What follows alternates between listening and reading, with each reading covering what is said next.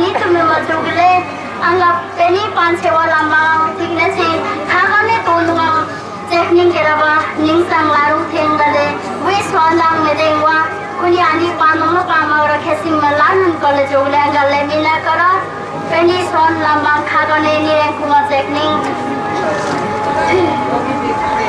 jadi pani मैले लिम्बू भाषामा हजुरलाई वचन सुनाएँ यसमा म माफी चाहन्छु म लिम्बू भाषामा मात्रै जस्तो हजुरलाई प्रचार दिने गर्छु र जग्गा जग्गामा यसरी नै प्रचार गर्ने गर्छु म हजुरलाई नेपाली भाषामा दुई चार शब्द सुनाउने गर्छु म स्पष्टसँग त नेपाली बोल्न त्यति आउँदैन र पनि हजुरसित माफी चाहँदै सुन्नले सुधारिदिनुहोस् भन्ने म आशा चाहन्छु अनि जति पनि हजुरले आज दुःख कष्ट गरी टाढा टाढा यात्राबाट आएर यहाँनिर हजुर प्रवचन सुन्न लागि आइदिनु भयो मैले मात्र नभएर मेरो भक्तजनले मात्र नभएर मामले पनि देखिरहनु भएछ अर्थात् परमपिता परमात्माले पनि देखिरहनु भएछ हजुरलाई कति दुःख कष्ट गरी हजुर आउनुभयो अनि कति दुःख कष्ट गरी बस्नु भएको छ यो परम पिता परमात्माले जानिसक्नु भएछ देखिसक्नु भएछ उहाँबाट हजुरले अवश्य आशीर्वाद पाउनुहुन्छ यसमा हजुरहरू दुःख गरी आइदिनु भएकोमा म हजुरलाई परमपिता परमात्माले भन्नुभएको दुई चार शब्दलाई हजुरप्रति राख्न चाहन्छु हामीले मानव भएर आजसम्म कति गल्ती गरिरहेछौँ हामी के रहेछौँ हामी को रहेछौँ भने यही प्रश्न र उत्तरलाई हजुर कहाँ म राख्न गइरहेछु हजुर साथै परमपिता परमात्माले तपाईँ हामीलाई सृष्टि गर्नुभयो उहाँले धेरै दुःख गरी तपाईँ हामीलाई संसार पनि सृष्टि गरिदिनु भयो हामी मानवलाई पनि सृष्टि गरे पशु प्राणीलाई पनि सृष्टि गरे तर पशु प्राणी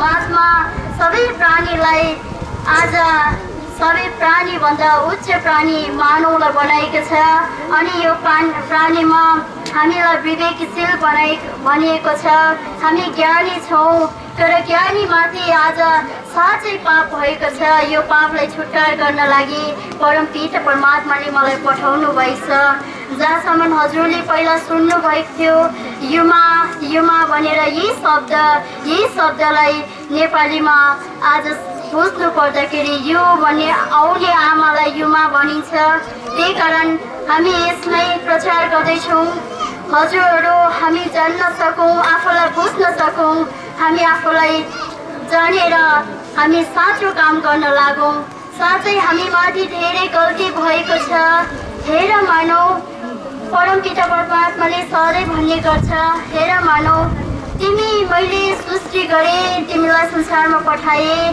संसारमा तिमीले के काम गर भनेर मैले पठाएकी थिएँ तर ती संसारलाई तिमीले नष्ट गर्न लागे पाप गर्न लागे हेर मानव तिमी होसियार रह जब तिमीले पाप गर्दै जान्छौ त्यति नै तिमीले सजाय पाउँदै जान्छौ त्यही कारण मानव तिमी अब उच्च ज्ञानी हो उच्च स्थानमा प्रवेश गरेको छौ त्यही कारण तिमीले जान्न सक्यौ भने तिमी महान बन्न सक्छौ अनि तिमी मेरो स्थानमा पनि प्रवेश गर्न पाउँछौ भनेर परमपिता परमात्माले भन्नुभएको छ त्यही कारण हजुर हो तपाईँ हामीले आजसम्म म को हो मैले के गर्नुपर्ने भनेर आज यही प्रश्न आफूलाई नसोच्न कारण आफूले नजान्न कारण हामीले धेरै गल्ती गरेको छौँ म को हो भन्ने यो प्रश्न आफैमाथि गरिहेर एकपल्ट अनि मलाई किन जन्म दिनुभयो यो एकपल्ट आफूलाई प्रश्न गर्ने गर मनभित्र एउटा आवाज आउने गर्छ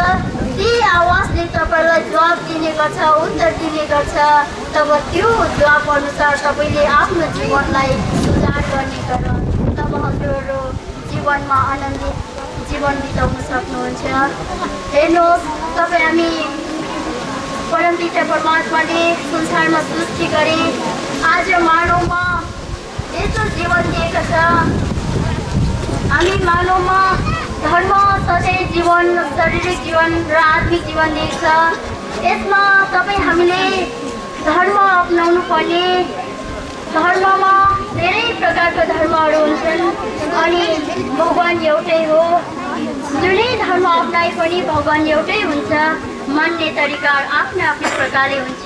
त्यही कारण भगवानको सन्देश पनि त्यही नै हुन्छ, सबैले राम्रो काम गर्ने, सत्यलाई पालन गर्ने, यही नै वचन हुन्छ। हजुरहरू जति पनि तपाईँ हामीले आजसम्म तपाईँको जीवनमा हरेक काम गर्नुभयो। शारीरिक जीवनमा तपाईँले हामीले 2 जीवन छुट्याएको छौँ र परमपिता परमात्माले हामीलाई 2 जीवन दिनुभएको छ, शारीरिक जीवन र आत्मिक जीवन। शरीर र आत्मा छ, शरीरले काम गर्ने गर्छौँ, आत्माले बुझ्ने र त्यसले बुझाउने गर्छौँ अनि जान्ने गर्छौँ। भने यो शारीरिक जीवनमा तपाईँ हामीले धेरै कष्ट गऱ्यौँ, धेरै काम गऱ्यौँ, धेरै कार्यकामहरू गरेर गयौँ, धेरै भारहरू बोक्यौँ। आजसम्म आफूले यात्राहरू गर्दै जाँदाखेरि धेरै कष्टहरू पायौँ। आज यो शारीरिक जीवनमा हामीले यो काम गऱ्यौँ भने आत्मिक जीवनको लागि पनि एउटा काम गर्नु बाँकी रहेछ। यसको लागि हामीले आजसम्म जति पनि हामी मानव यहाँनिर जति स्योमसा स्योरबा भक्तिजनहरू हुनुहुन्छ, हजुरहरूप्रति यदि हजुरले धर्म गर्नुभएको छैन भने धर्मतिर लागु हुनुहोस्, किनकि शारीरिक जीवनको सम्पत्ति नै धर्म हो।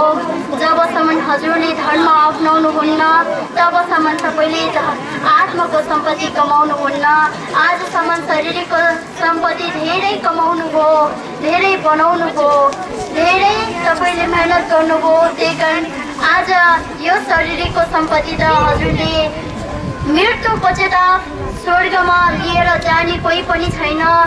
कति दुःख गर्नुहोस्, कति कष्ट गर्नुहोस्, लास्टमा यही नै रहनेछ। कसैले कुम्लो कटेर बोकेर जाने छैन।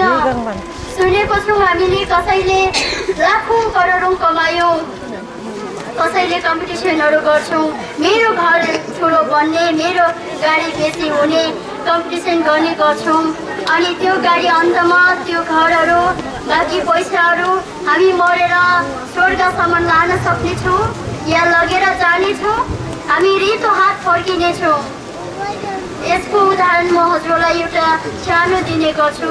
जस्तै पहिला एउटा गाउँमा साह्रै लोभी मान्छे बस्थेछ अनि ऊ धेरै लोभी, धनी पनि धनी थिएछ, ऊ धेरै लोभी गर्ने थिएछ।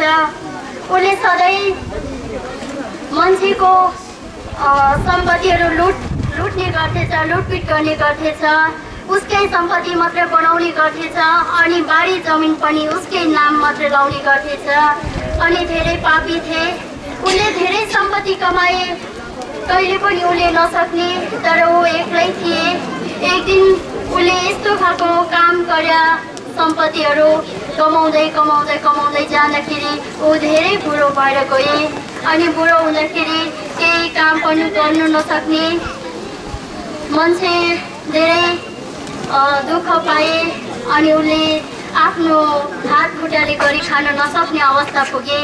तब पनि उसलाई पुग्दो थिए, तर एक दिन उसलाई सानो थिएन, ऊ हात खुट्टा नचल्ने भए। तब अरूमा हात मागे, अरूलाई आवाज गरे, मलाई जगेर गर, मलाई साथ देऊ, हेर म त हातले गर्न सक्दिनँ, काम गर्न सक्दिनँ, खुट्टाले चल्न सक्दिनँ, मलाई साथ देऊ भन्दाखेरि पहिला उसले कसैलाई पनि साथ दिएको थिएन। त्यसले गर्दा उसले साथ पाउन सकेन अनि अन्तिममा सबैलाई भने त्यहाँको उसको छिमेकीहरूलाई भने, छिमेकी दाजुभाइ हो, म मर्दाखेरि तिमीहरूले मेरो लास लुकाउन लागि एउटा बक्स बनाइदिनु, त्यो बक्समा यता पनि दुलो बनाइदिनु, उता पनि दुलो बनाइदिनु अनि ड्यामडुम सुनिदिनु भनेर। अनि त्यसरी उनीहरूले देब्रेमा पनि दुलो बनाइछ, दाहिनेमा पनि दुलो बनाइछ। अनि त्यसरी अन्तिममा अचानकमा बिदा भएछ, अब मरेछ वा खसेछ होइन, अचानकमा स्वर्गवासी भएछ। तब उहाँले गाउँलेले उहाँलाई लुकाउन लागि त्यो बकस निकालेर त्यो बकसमा उसको लास हालिदिएछ। तब त्यो लास हाल्दाखेरि देब्रे हात त्यो देब्रे दुलोमा निकाल्दिएछ, दाहिने हात दाहिने दुलोमा निकाल्दिएछ। तब उसलाई पुर्न लागि लाँदै गर्दाखेरि उसको हात हल्लिँदै हल्लिँदै गएछ। तब बुझेछ, सबै त्यहाँको छिमेकीहरूले गाउँवासीहरूले बुझेछ, उसलाई जान्न सकेछ। उसले धेरै लोभी गरे, ऊ लोभ र लासमा डुबेको थिए अनि उसले पाप कामहरू गरे, लुटपिट गरे, तर अन्तमा केही पनि लानु छैन भनेर हात मात्रै हल्लाउँदै गए। त्यही कारण जान्नुहोस्, तपाईँ हामी आफूलाई बुझ्ने गरौँ, अन्तिममा यो रितो हात मात्रै जानेछ। जति नै यो हातले पाप काम गर्ने गर, यो मुखले अशुभ शब्द बोल्ने गर, तर अन्तिममा तपाईँ हामी रितो हात जानु छ। त्यही कारण हजुर हो, हामी यो शरीरको लागि दुःख कष्ट गर, तर पाप काम नगर, लुटपिट नगर, कुनै पनि नराम्रो काम नगर्नुहोस् भन्ने म यही नै हजुरप्रति आशा राख्ने गर्छु। आजसम्म जति पनि हजुरले यो काम गर्नुभएको छ भने निरन्तरै भगवानप्रति क्षमा माग्ने अवश्य पाउनु भएको छ। यो तपाईँले क्षमा माग्ने दिन समयलाई नगुमाउनुहोस्, किनकि माग्ने यही नै चाहन्छ। समयमा हजुरले क्षमा माग्नुभयो भने क्षमा पाउन सक्नुहुन्छ। त्यही कारण हजुरहरू आफ्नो यात्रामा निरन्तर बढिरहनुहोस्, पाप कामबाट छुटकारा लिनुहोस्। यो शरीरको लागि जति नै कमाइ खेती गरे पनि, जति नै दुःख गरे पनि, तर अन्तिममा हामी रितो हात फर्किनु छ। त्यही कारण हजुरहरू अब लागु हुनुहोस् धर्मपट्टि। हजुरले धर्म अप्नाउनु भएको छैन, कतिले म अध्ययनबाट जान्न सके धर्म अप्नाएकै छैन। कसैले अशुद्ध सेवन गरेर आफ्नो शारीरिक जीवनलाई बिगार्दै, आफ्नो शारीरिक जीवनलाई नष्ट गर्दै अनि सँगै आत्मिक जीवनलाई पनि असर दिँदै, त्यसमा आर्थिक जीवनलाई पनि धेरै उसलाई दुःख पर्छ, कष्ट पर्छ, तरै पनि उसले बार बार तपाईँको मनमा आवाज गर्ने गर्छ, हेर मानव तिमीले जान्ने सक, म तिम्रो आवाज हो, म तिम्रो जीवन हो, म तिम्रो प्राण हो। तिमीले मलाई बुझ्यौ भने तिमी जोगिनेछ, तिमी शारीरिकमा जीवित रहन सक्नेछ अनि कुशलता रहनेछ, तिमी निको रहनेछ, तिमी आफूलाई बुझ्ने गर भनेर चाहिँ बार बार त्यो आत्माले पनि तपाईँ हामी कहाँ आवाज गर्नुहुन्छ। त्यही कारण हजुर हो, अब यो आत्मा विषयमा आजसम्म हजुरले धर्म गर्नुभएको छैन भने आत्माको निम्ति हजुरले धर्म गर्नुहोस्। जति पनि तपाईँले धर्म गरेको छैन, अब धर्म विषयमा हामीले कुल देउता राखेर पूजापाठ गर्दैमा धर्म भनिँदैन। धर्म भगवानप्रति प्रवेश हुनु पर्यो, भगवानमा समर्पित हुनु पर्यो, भन्नु पर्यो भगवानलाई आजदेखि म तपाईँको जिम्मेवार छु। हामी यति मात्रै भनेर होइन, अशुद्ध सेवनसित त्याग हुनु पर्यो। मतलब जति पनि हामीले अघि सरले पनि भन्नुभयो है, हाम्रो भक्तजनले पनि भन्नुभयो, रेल कुदाउने कामहरू अनि अशुद्ध निर्दोष प्राणीको हत्या गर्ने कामहरू, यो कामहरू नगरेर, यो सेवन गर्ने नगरेर यसबाट अलग भयो भने मात्रै तपाईँ धर्ममा प्रवेश हुन्छ अनि मात्रै भगवानले तपाईँलाई स्वीकार गर्नुहुन्छ। जबसम्म हजुरहरू अशुद्ध चिजसित छुट्नुहुन्न तबसम्म माग्ने तपाईँलाई स्वीकार गर्नुहुन्न, यानि परमपिता परमात्माले तपाईँलाई स्वीकार गर्नुहुन्न। जब तपाईँहरू अशुद्धसित त्याग हुनुहुन्छ तब मात्रै तपाईँहरू परमपिता परमात्माले तपाईँलाई स्वीकार गर्नुहुन्छ। हजुरलाई नखाऊ भन्ने होइन, खानु हुँदैन भन्ने यही आवाज हामी गर्ने गर्छौँ। नखाऊ भन्ने त एउटा पाप हो, तर खानु हुँदैन, खाइ हाम्रो जीवनलाई, शारीरिक जीवनलाई असर हुनेछ, त्यसमा आत्मिक जीवनमा पनि असर हुनेछ, अन्तिममा हामी स्वर्गमा बास पाउनेछौँ न। त्यही कारण हजुरहरू स्वर्गमा बास पाउन लागि भने अहिले नै धर्मको निरन्तर यात्रा गर्नुहोस्, धर्मको अध्ययन गर्नुहोस्, धर्मलाई खोजी गर्नुहोस्,